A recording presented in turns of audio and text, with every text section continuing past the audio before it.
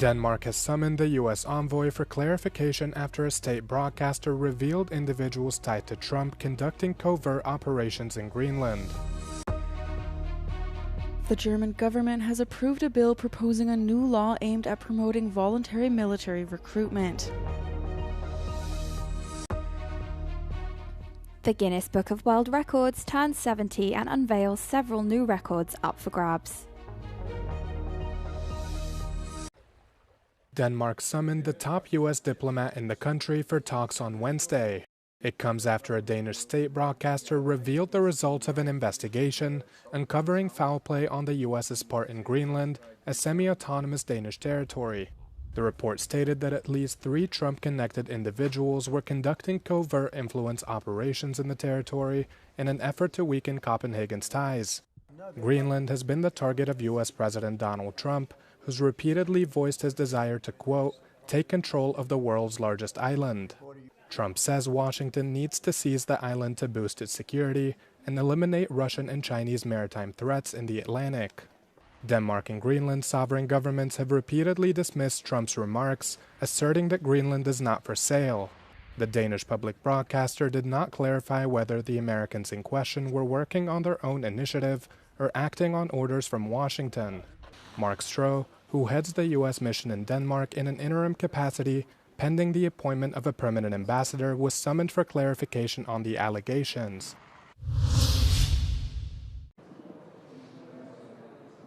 The German government has approved a bill proposing a new law aimed at promoting voluntary military recruitment. It said the aim is to increase the personnel strength of the Bundeswehr in response to new threats. German Defense Minister Boris Pistorius said he wants to increase the number of temporary and professional soldiers to at least 260,000 by 2035 and to 460,000 including reservists. Die Bundeswehr muss aufwachsen, die internationale Sicherheitslage, vor allem das aggressive Auftreten Russlands erfordert dies. Wir brauchen nicht nur eine gut ausgerüstete Truppe, da sind wir in vollem Lauf. Dafür sorgen wir seit 2,5 Jahren und hören nicht auf. Wir brauchen aber eben auch eine personell stark aufgestellte Bundeswehr. Erst dann ist Abschreckung als Ganzes auch wirklich glaubhaft gegenüber Russland. From 2026, all young men and women will receive a questionnaire on willingness to perform military service. Answering it will be mandatory for men and voluntary for women. The German government stressed that enlistment would initially be voluntary. However, the bill would also allow the Bundestag to reintroduce compulsory military service with a simple amendment if not enough recruits enlist voluntarily. Several EU countries are pushing to use a forthcoming EU strategic deal over the Mediterranean Sea to drop trade barriers with select North African and Middle Eastern countries.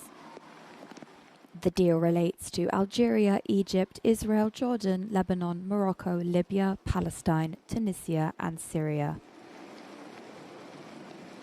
It would see them align with the EU single market rules, a European Commission document seen by Euronews said. It's not the first time Brussels has sought to strengthen trade in the Mediterranean region.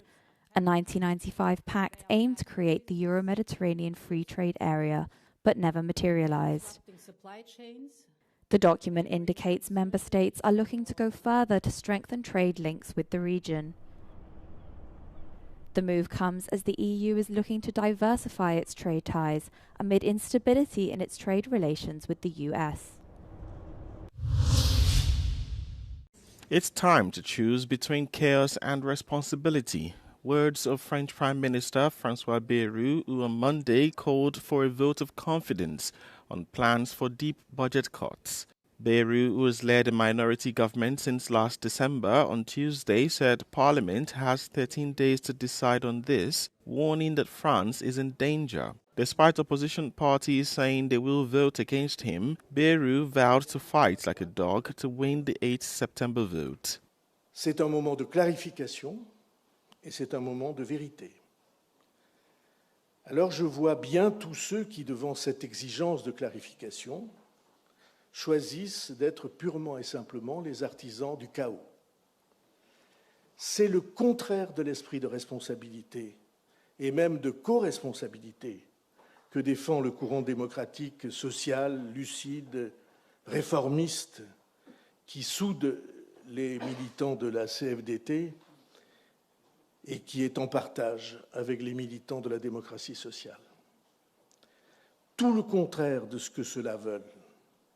Et donc, dans les 13 jours qui viennent, les Français vont choisir, vont influencer leurs représentants pour qu'ils choisissent et disent s'ils se placent du côté du chaos ou du côté de la conscience et de la responsabilité. The vote comes 2 days before protests are due to take place in France against the government's austerity policy announced by Bayrou in July. Bayrou was appointed by Emmanuel Macron after former Prime Minister Michel Barnier's government collapsed in the confidence vote on spending cuts last December. Last year's budget deficit hit 5.8% of France's GDP. Protesters in Israel torched tires and blocked highways as they demanded their government reach a ceasefire that would free the hostages still being held in Gaza. Responding to a call from Israel's Hostages and Missing Families Forum for a National Day of Struggle, protesters waved banners that read "Hostage Deal Now." Today is a day of resistance, calling the Israeli government to seal the deal that's now on the table and to bring all the hostages home and to end the war in Gaza. The majority of the Israeli people want the end of the suffering of the hostages and the people in Gaza. 251 hostages were taken during Hamas's October the 7th, 2023 attack on Israel. Their relatives say they hope steady pressure can push Israeli Prime Minister Benjamin Netanyahu and his security cabinet to commit to ceasefire talks. Far-right members of his coalition have repeatedly threatened to leave if Israel agrees to a truce and have dismissed the protesters' demands. We the people demand you prioritize the hostages, go back to the negotiation table.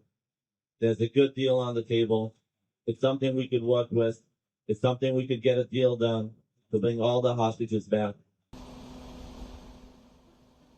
The disruption comes as Israeli leaders pressed ahead with plans for an expanded Gaza offensive against a backdrop of displacement, destruction and famine. At least 16 people were killed in Israeli strikes in Gaza on Tuesday, according to hospital workers. Officials from Nasser Hospital, Shifa Hospital and Gaza City's Sheikh Radwan Clinic reported that women and children were amongst those killed.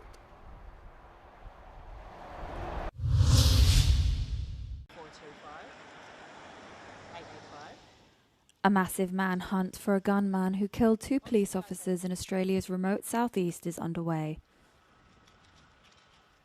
Officers named the suspect as 56-year-old Desi Bird Freeman, who shot the officers as they carried out a search warrant at his home on Tuesday.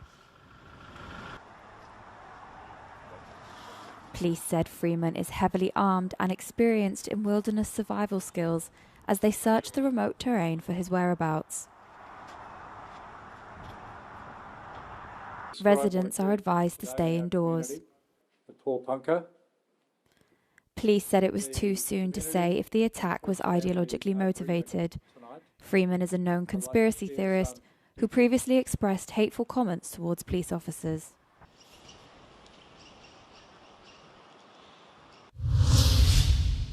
Heavy rain caused flooding and landslides in parts of Southeast Asia on Wednesday, resulting in at least 8 deaths. Flooding occurred in several central and northern regions of Vietnam, killing 7 people and injuring at least 34. And in Thailand, several people were injured from flash flooding and landslides in the north of the country. 1 person died from a landslide in the northern city of Chiang Mai. The rain is an aftermath of tropical storm Kajiki, which made landfall in Vietnam on Monday. The storm then weakened to a tropical depression on Tuesday when it moved over Laos. Scientists have warned that warmed seas as a result of climate change would cause cyclones in the region to form closer to land, become faster, and last longer.